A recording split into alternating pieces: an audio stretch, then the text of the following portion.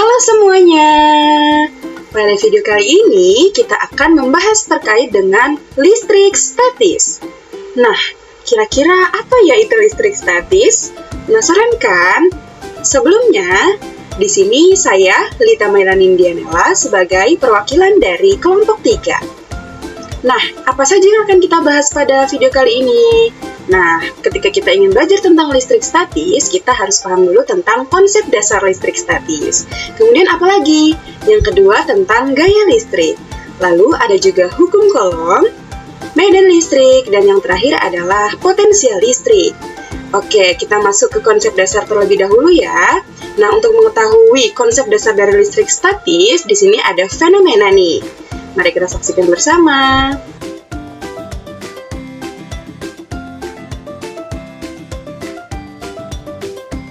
Wah, di sini kita bisa lihat ya teman-teman.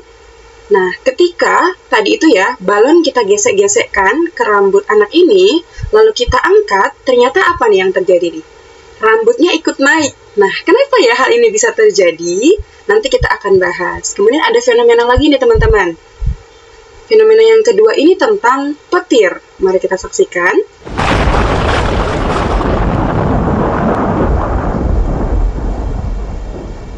Oke, nah pertanyaannya sekarang adalah, apa itu listrik statis?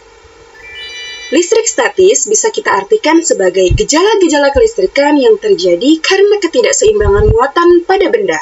Nah, gejala-gejala kelistrikannya itu seperti apa? Nah, ya seperti tadi ini ya.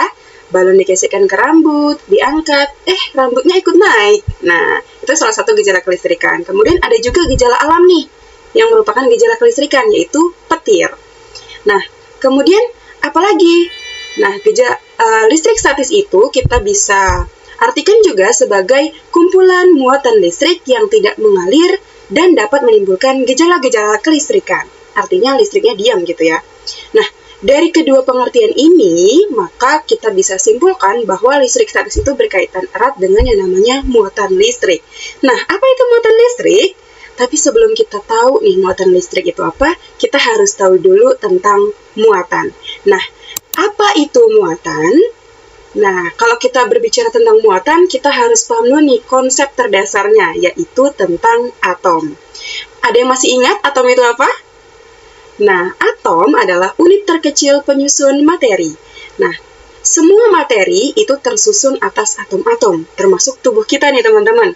Tubuh kita itu terdiri atas atom. Ketika kita potong-potong-potong bagian dari tubuh kita, nah, unit terkecil dari tubuh kita itu yang dinamakan dengan atom. Nah, sekarang pertanyaannya, bagaimana bentuk atom? Nah, bentuk atom bisa kita visualisasikan seperti ini ya. Nah, untuk lebih lanjutnya, tentang bentuk-bentuk atom nanti kalian akan membahas di materi yang lain. Nah, di sini yang bola berwarna biru ini dinamakan dengan neutron. Kenapa dinamakan neutron? Karena dia bermuatan netral. Nah, kemudian yang warna merah ini yang bermuatan positif ini dinamakan proton. Nah, dia bermuatan positif. Nah, neutron dan proton ini bergabung bersama membentuk yang namanya inti atom. Karena dia berada di tengah-tengah atom ya. Nah, kemudian yang mengelilingi inti atom ini namanya apa? Yang berwarna hijau. Nah, yang berwarna hijau ini dinamakan dengan elektron yang bermuatan negatif. Nah, elektron ini mengelilingi inti atom. Nah, dia berada di kulit atom. Nah, karena dia sering mengelilingi inti atom dan berada di kulit atom, maka elektron ini dapat dengan mudah berpindah dari satu atom ke atom yang lain. Nah, perpindahan elektron inilah yang kita sebut sebagai pembentuk muatan. Jadi benda itu dikatakan bermuatan positif atau negatif ketika terjadi perpindahan elektron dari satu atom ke atom yang lain. Namun sejatinya semua benda atau semua materi itu bersifat netral. Artinya apa? Jumlah elektron dan jumlah protonnya itu sama. Nah, kemudian muncul pertanyaan, bagaimana benda dikatakan bermuatan netral, positif, dan negatif? Nah, suatu benda ini dapat dikatakan bermuatan netral ketika apa? Ketika jumlah proton dan elektronnya sama. Nah, ini benda disebut bermuatan netral. Kemudian bagaimana benda yang dikatakan bermuatan positif. Benda yang dikatakan bermuatan positif berarti jumlah protonnya atau muatan positifnya lebih banyak daripada jumlah elektron atau muatan negatifnya. Atau bisa juga kita artikan benda itu melepas elektron, artinya dia kan kekurangan elektron ya, maka dia bermuatan positif. Kemudian bagaimana benda disebut bermuatan negatif? Benda dikatakan bermuatan negatif ketika jumlah elektronnya lebih banyak, atau suatu benda itu menerima elektron nih dari benda lain, begitu. Nah, oke, kemudian bagaimana caranya agar elektron itu bisa berpindah dari satu benda ke benda lain? Nah, ada 3 cara nih teman-teman. Yang pertama dengan cara digosokkan. Nah, seperti yang balon tadi ya. Jadi elektron itu bisa berpindah ya dari 2 benda berbeda jenis bahan, kemudian digosokkan satu sama lain. Contohnya seperti apa? Berikut videonya. Ada penggaris yang bermuatan netral, kita gosok-gosokkan ke rambut. Ternyata apa yang terjadi? Elektron itu berpindah nih dari rambut ke penggaris plastik. Kenapa dari rambut ke penggaris plastik? Karena menurut para ilmuwan, rambut lebih mudah mentransfer elektron daripada penggaris yang berbahan plastik itu. Nah, akibatnya elektron kan berpindah, jadi penggarisnya kelebihan elektron dan dia bermuatan negatif. Kemudian rambut tadi melepaskan elektron. Nah, jadi elektronnya lebih dikit nih daripada protonnya. Jadi dia bermuatan positif. Nah, cara yang kedua dengan cara konduksi. Artinya elektron berpindah melalui kontak langsung antara kedua benda. Kemudian cara yang ketiga yaitu induksi, yaitu elektron berpindah tanpa kontak langsung. Nah, kemudian pertanyaannya bagaimana nih contoh dari konduksi dan induksi ini? Nanti kita akan bahas di akhir video mengenai beda potensial listrik, yaitu melalui peristiwa petir. Oke, selanjutnya kita akan membahas tentang gaya listrik. Listrik statis tidak terlepas dari gaya listrik ya teman-teman. Kalau kita punya 2 muatan positif yang kita saling dekatkan, ternyata di antara keduanya terjadi gaya tolak-menolak yang mengakibatkan mereka saling berjauhan. Nah, kemudian kalau kita punya muatan negatif sama negatif yang kita dekatkan, ternyata di antara keduanya juga terjadi gaya tolak-menolak. Kemudian, kalau kita punya 2 buah muatan positif dan negatif, maka di antara keduanya kalau kita dekatkan akan terjadi gaya tarik-menarik nih, yang mengakibatkan mereka berdua akan saling mendekat. Jadi bisa kita simpulkan gaya listrik itu apa? Gaya listrik adalah gaya tolak-menolak atau tarik-menarik yang terjadi di antara kedua muatan. Nah, dari uraian tersebut kita bisa simpulkan juga bahwa muatan sejenis, ya artinya bisa positif dengan positif atau negatif dengan negatif, dia akan saling tolak-menolak. Kemudian jika ada muatan yang berbeda jenis, artinya positif dan negatif, maka dia akan menyebabkan gaya listrik yang tarik-menarik. Oke, selanjutnya timbul pertanyaan nih. Bagaimana cara menghitung besar gaya listrik? Nah, untuk menghitung besar gaya listrik, kita harus memahami tentang hukum Coulomb. Tapi sebelum kita ke persamaannya, kita harus tahu dulu nih, apa saja yang mempengaruhi besarnya gaya listrik kalau kita punya muatan positif dan negatif nih. Nah, muatan positifnya kita kasih nama Q1, muatan negatifnya kita kasih nama Q2. Nah, kalau kita dekatkan, maka terjadi gaya tarik-menarik sebesar F, di mana F itu adalah gaya Coulomb yang satuannya adalah Newton, Q1 dan Q2 adalah muatan yang satuannya adalah Coulomb. Coulomb adalah penemu dari hukum Coulomb ini ya teman-teman.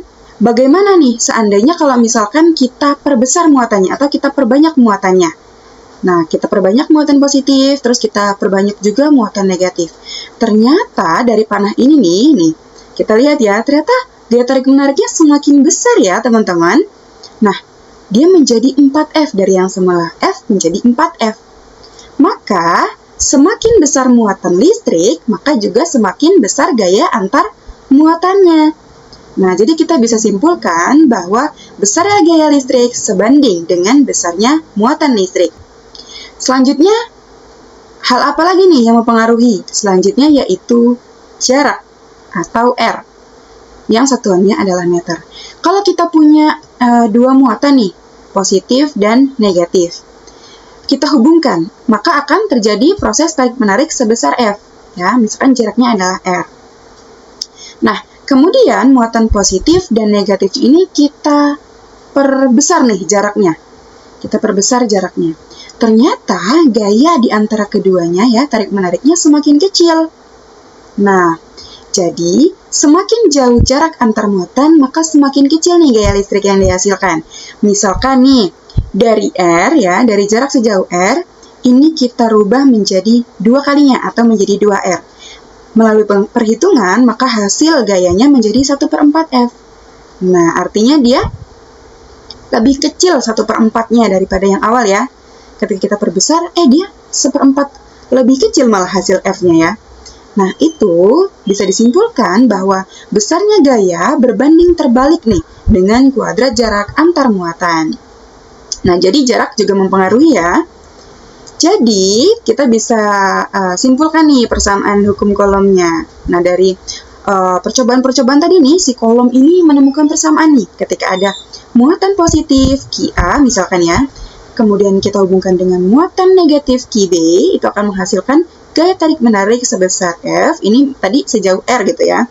Maka persamaannya bisa kita tulis F sama dengan K QA QB per R kuadrat. Nah, jadi QA dan QB itu adalah besar muatan ya. Kemudian R itu adalah jarak antar kedua muatan nih. K-nya ini apa? K-nya ini adalah konstanta yang besarnya 9 dikali 10⁹ Newton meter kuadrat per kolom kuadrat. Nah, untuk memahami lebih lanjut, kita akan masuk ke contoh soal.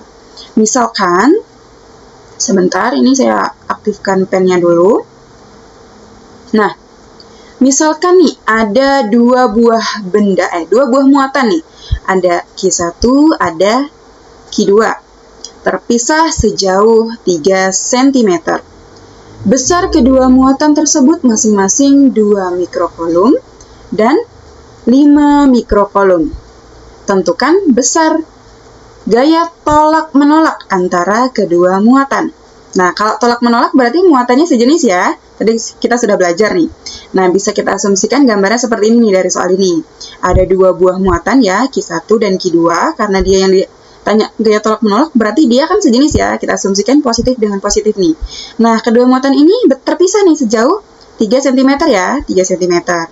Nah, kemudian apa yang diketahui? Yang diketahui yang pertama nih, masing-masing 2 mikrokolom nih. Berarti kita asumsikan Q1-nya 2 mikrokolom, kita ubah menjadi kolom. 2 kali 10⁻⁶ kolom.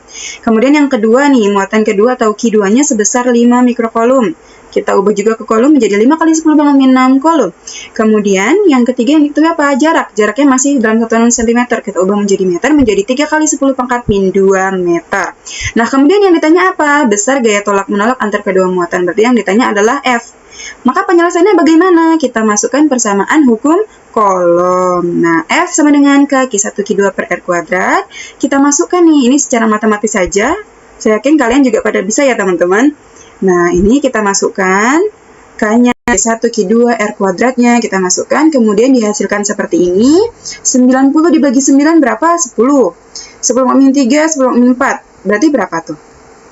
Nah, ya ini ya. 90 bagi 9, 10. Dikali 10, min 3, min 4 Newton. Hasilnya 10 kali 10⁻1 Newton atau 100 Newton.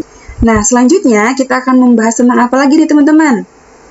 Kita akan membahas tentang medan listrik. Apa itu medan listrik? Medan listrik dapat kita artikan sebagai daerah yang masih dipengaruhi oleh gaya listrik.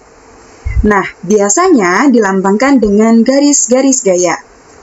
Nah, muatan positif, garis-garis gayanya akan menjauhi atau keluar dari muatan. Dan arahnya ke segala arah ya, dia keluar nih dari muatannya.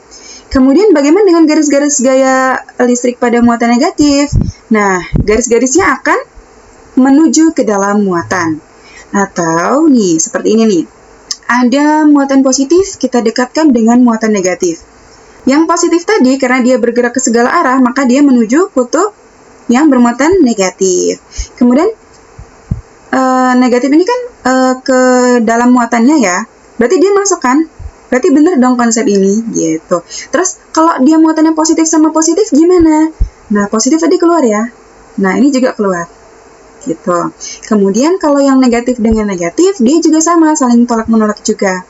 Namun, kalau yang positif tadi dia keluar ya, garis gayanya keluar. Kalau yang negatif dia saling masuk nih, jadi di antara kedua muatan ini tidak bertemu gitu ya, garis-garis gaya listrik atau medan listriknya ini gitu. Nah, selanjutnya kalau misalkan kita punya muatan positif nih, sebesar Q. Kemudian sejauh R ini terdapat titik nih. Terdapat titik yang kita beri nama titiknya itu sebagai titik P. Nah, bagaimana arah medan listriknya?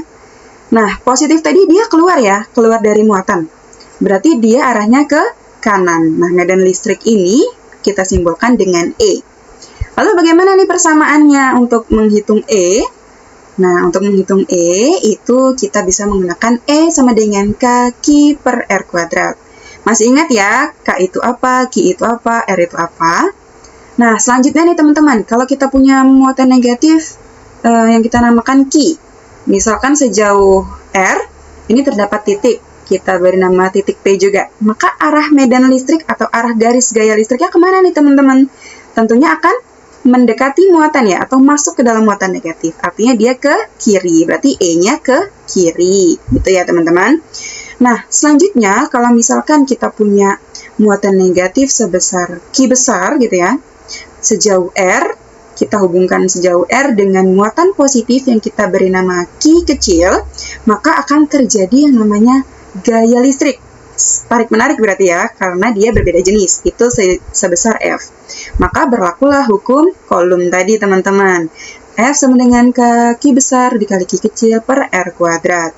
Di mana F adalah gaya listrik, E adalah medan listrik, Q muatan listrik, R jarak antar muatan, dan K adalah konstanta. Tadi kita udah tahu ya di sini, kalau E itu K Q per R kuadrat gitu ya. Berarti ini ya, ini kita sebut sebagai E. Berarti persamaannya bisa menjadi E dikalikan dengan Q ya. Oke. Nah, untuk memahami medan listrik, saya punya contoh soal. Gaya Coulomb ya, gaya Coulomb yang dialami oleh muatan A dan muatan B adalah 7 kali 10 pangkat min 4 Newton. Jika besar muatan B adalah 2 kali 10 pangkat min 6 Coulomb, maka besar kuat medan listrik yang dirasakan oleh muatan B adalah titik-titik. Oke, kita visualisasikan soal ini terlebih dahulu. Ini tidak diketahui ya, muatannya itu muatan positif atau negatif. Jadi kita asumsikan keduanya sama-sama bermuatan positif nih. Ketika kedua benda bermuatan positif didekatkan, maka yang terjadi adalah tolak-menolak ya gayanya yang terjadi. Nah, besar gayanya tadi berapa nih? F-nya adalah 7 kali 10 pangkat min 4 Newton. Kemudian, besar muatan B-nya adalah, atau QB, itu 2 kali 10 pangkat min 6 Coulomb. Nah, yang ditanya adalah besar kuat medan listrik yang dirasakan oleh muatan B. Berarti yang ditanya adalah E di B. Gitu ya. Oke, kita selesaikan menggunakan rumus medan listrik tadi, yaitu F sama dengan E dikali Q. Kita masukkan saja nih angka-angkanya. Berarti F di sini adalah FB ya, karena yang ditanya adalah medan listrik di B gitu ya. Berarti kita anggap saja FB aja. FB sama dengan E dikali QB. Berarti E itu sama dengan FB dibagi QB. Kita masukkan nih angkanya, berarti F-nya tadi berapa? 7 kali 10 pangkat min 4 Newton. Kemudian QB-nya 2 kali 10 pangkat min 6 Coulomb. Artinya ketika kita hitung, hasilnya akan 3,5 kali 10 kuadrat Newton per Coulomb. Nah, kita masuk ke yang terakhir nih teman-teman, yaitu tentang beda potensial listrik. Nah, misalkan nih teman-teman, aku punya benda bermuatan positif, kemudian aku dekatkan dengan benda yang bermuatan negatif. Maka, benda yang bermuatan positif ini akan memiliki potensial listrik yang tinggi, gitu ya. Artinya semakin banyak proton atau muatan positif dalam suatu benda, maka potensial listriknya semakin tinggi. Berbanding terbalik nih teman-teman dengan yang bermuatan negatif. Ketika lebih banyak elektron, gitu ya, maka potensial listriknya akan semakin rendah. Inilah yang mengakibatkan elektron ini tuh mudah gitu ya, berpindah gitu ya. Jadi elektronnya akan berpindah ke positif gitu ya teman-teman.